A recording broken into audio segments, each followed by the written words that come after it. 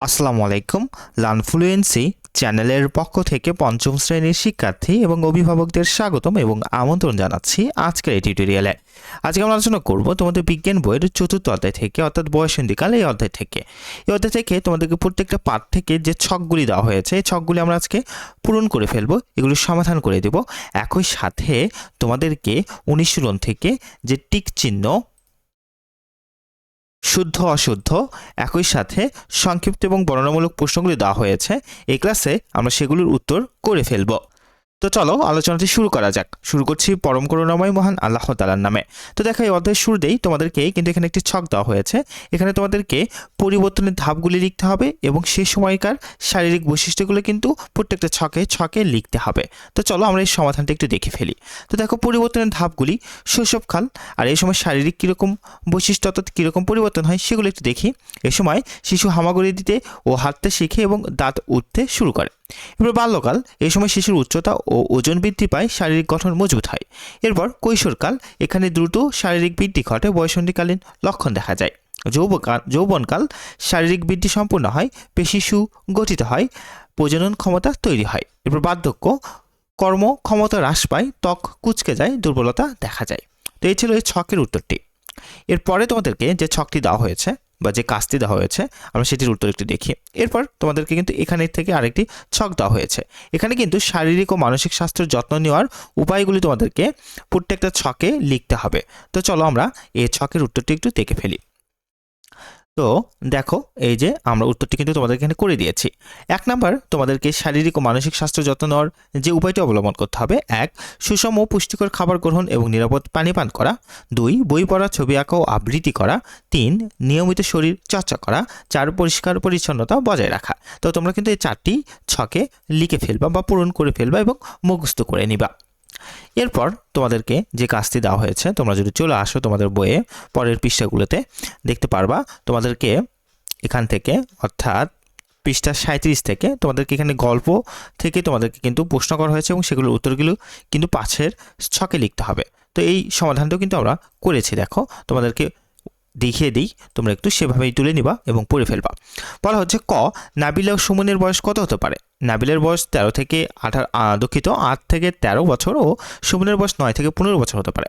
খতে বলা হচ্ছে নাবিলা ও সুমন তাদের জীবনের কোন সময় অতিক্রম করছে? উত্তর দেখো, নাবিলা ও সুমন তাদের জীবনের বয়ঃসন্ধিকাল অতিক্রম করছে। গ, সুন্দর জীবন গঠনের জন্য নাবিলা ও সুমন কি করতে পারে? উত্তর, নিজেদের পরিবর্তনগুলো খোলা মনে পরিবারের আলোচনা করতে পারে এবং তাদের সাহায্য নিতে পারে। 4 সহপাঠী হিসেবে নাবিলা ও সুমনকে কিভাবে সহযোগিতা করতে পারে? উত্তর, বন্ধুত্বপূর্ণ আচরণের মাধ্যমে তাদের সহযোগিতা করতে পারে। এরপর তোমরা যদি তোমাদের বইয়ের অনুশীলনে চলে আসো, দেখতে পারবে তোমাদেরকে কিন্তু একটি অনুশীলন দেওয়া হয়েছে। অনুশীলন থেকে কিছু টিক চিহ্ন দেওয়া হয়েছে। 1 নম্বর বলা হচ্ছে যে বয়ঃসন্ধিকালের সাধারণত কোন সময় হতে শুরু হয়? উত্তরটি কিন্তু হবে বাল্যকাল। খ নম্বর বলা হচ্ছে বয়ঃসন্ধিকালে মেয়েদের মধ্যে নিচের কোন পরিবর্তনটি লক্ষ্য করা যায়?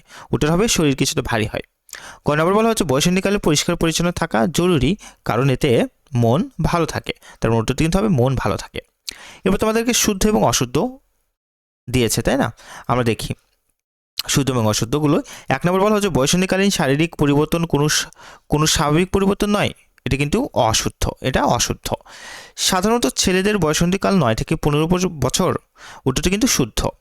3 নম্বর বলা হচ্ছে বাবা মা অথবা বাসার বড়দের সাথে বয়ঃসন্ধিকালীন পরিবর্তন নিয়ে আলোচনার প্রয়োজন নেই, উত্তরটি কিন্তু হবে অশুদ্ধ।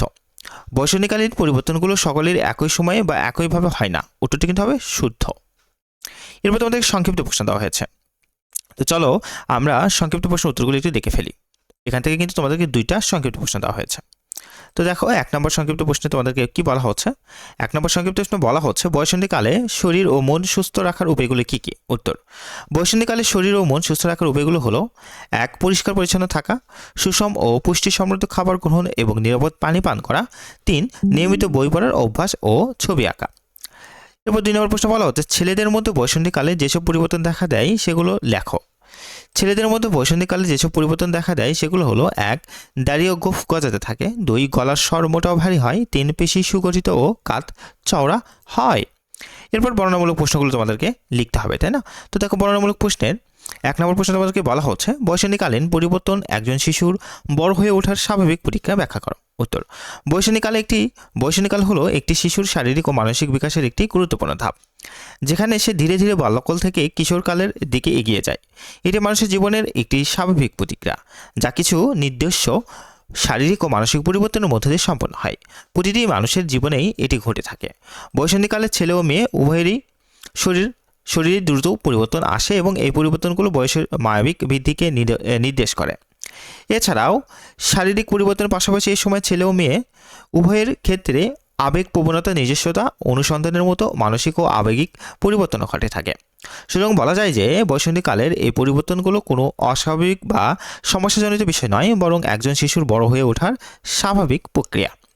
2 নম্বর বলা হচ্ছে বয়সন্ধিকালে সুষম পুষ্টি সমৃদ্ধ খাদ্য গ্রহণ গুরুত্বপূর্ণ কেন?